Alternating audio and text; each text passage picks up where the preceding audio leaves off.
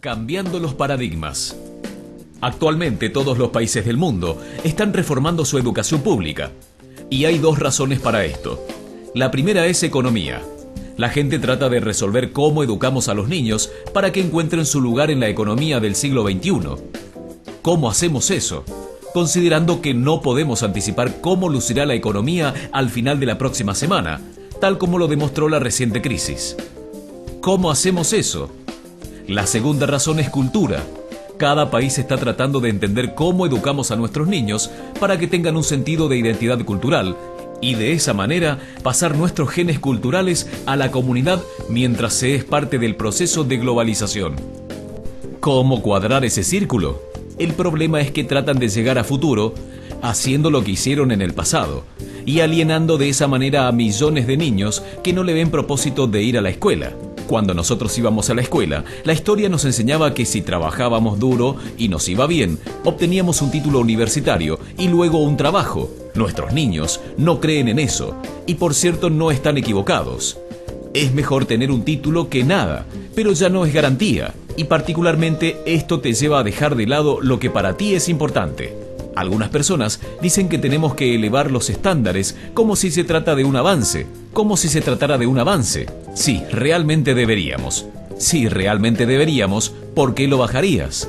Me he encontrado con un argumento que los persuade de bajarlos, pero elevarlos, por supuesto que hay que elevarlos.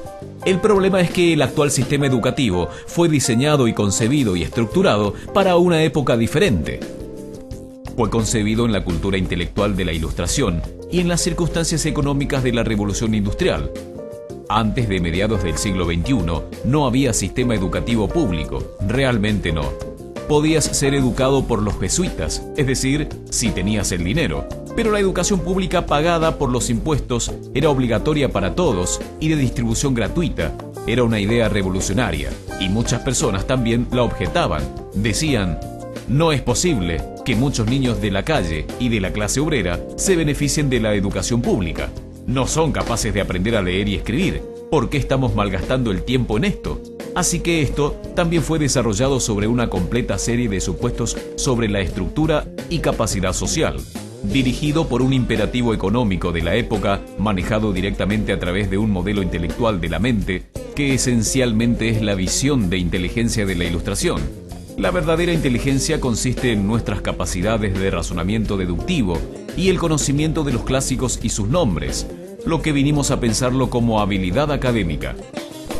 Y esto está en lo profundo de los genes de la educación pública, que realmente hay dos clases de personas, académicas y no académicas, gente inteligente y gente no inteligente. Y la consecuencia de esto es que muchas personas brillantes piensan que no lo son, porque han sido juzgados por esta particular visión de la mente. Así que tenemos doble columna, económica e intelectual. Y mi visión es que este modelo ha causado un caos en la vida de muchas personas. Ha sido fantástico para algunos que se han beneficiado mucho de esto, pero la mayoría de la gente no. En cambio, ellos sufren de esto. Esta es la epidemia moderna y es tan inapropiada como ficticia. Este es el juego del TDAH.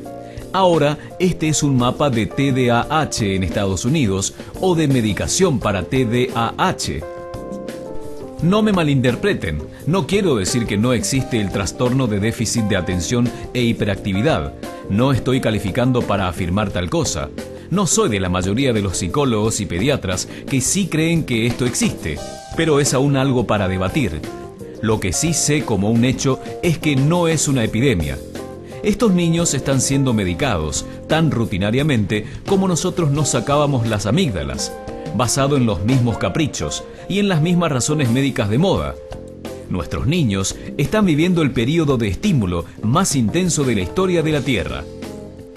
Están siendo asediados por información que llama su atención de cada plataforma, computadoras de los iPhones, de avisos publicitarios, de cientos de canales de televisión.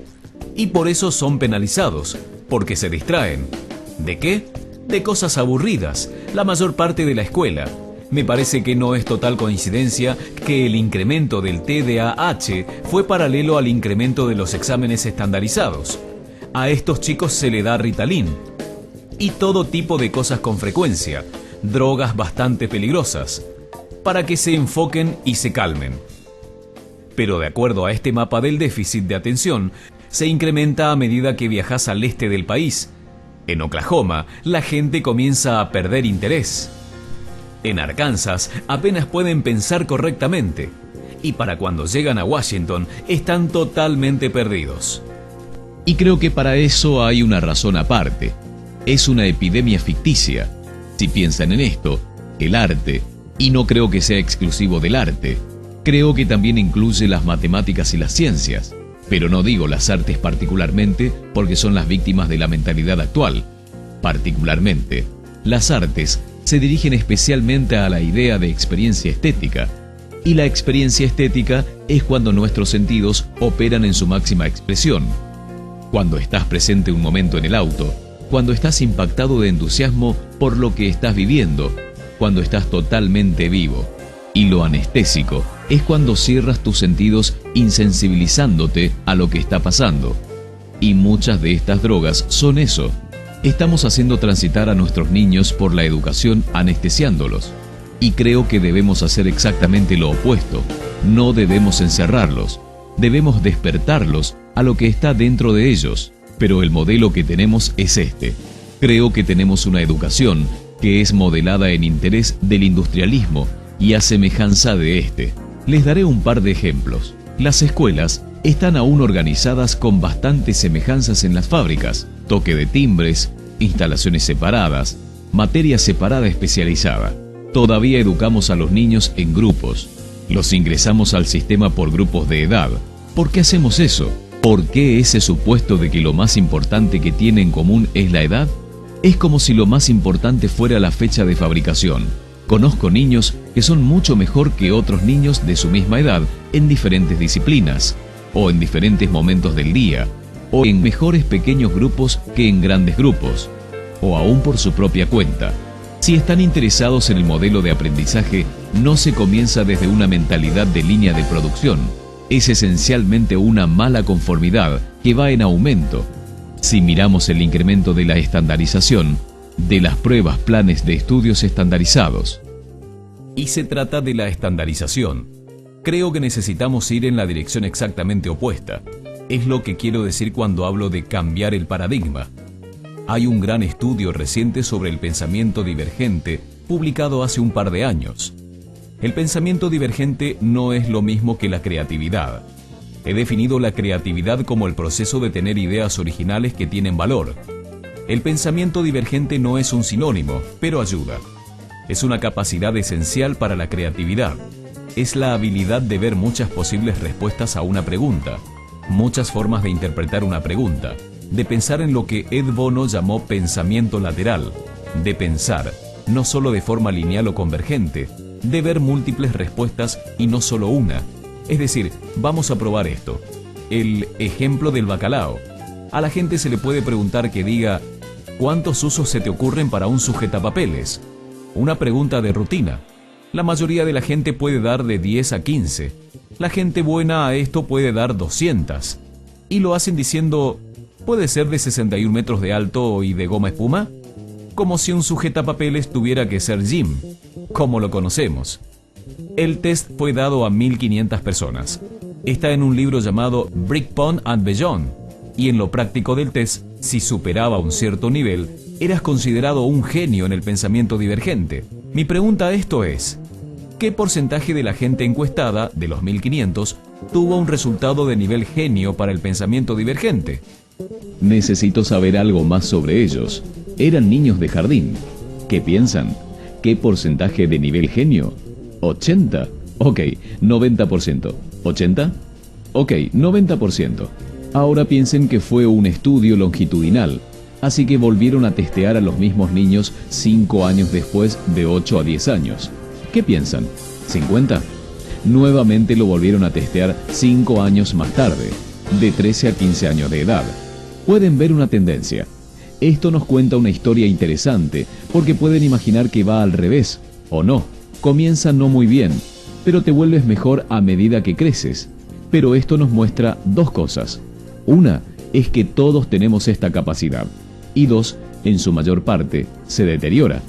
Ahora, ¿qué pasa con estos chicos cuando crecen? mucho. Pero una de las cosas que más convencido estoy es que para entonces se vuelven educados. Pasan 10 años en la escuela donde le dicen que hay una respuesta y está al final. Y no miren, y no copien, porque eso es engañar. Fuera de la escuela a eso le llaman colaboración, pero estamos adentro. Esto no es porque los maestros lo quieran así, sino porque simplemente pasa así. Es porque está en la reserva energética de la educación. Debemos pensar diferente sobre la capacidad humana. Tenemos que superar esta vieja concepción sobre lo académico y lo no académico, abstracto, teórico, vocacional, y ver lo que es, un mito. Y en segundo lugar, debemos reconocer que la mayoría del gran aprendizaje sucede en grupos donde la colaboración es la fuente de crecimiento. Si atomizamos a la gente, si los separamos, que trabajen separados, creamos una especie de disyunción entre ellos y su ambiente natural de aprendizaje. Y en tercer lugar, es crucial para la cultura de nuestras instituciones los hábitats de nuestras instituciones y los hábitats que ellos ocupan.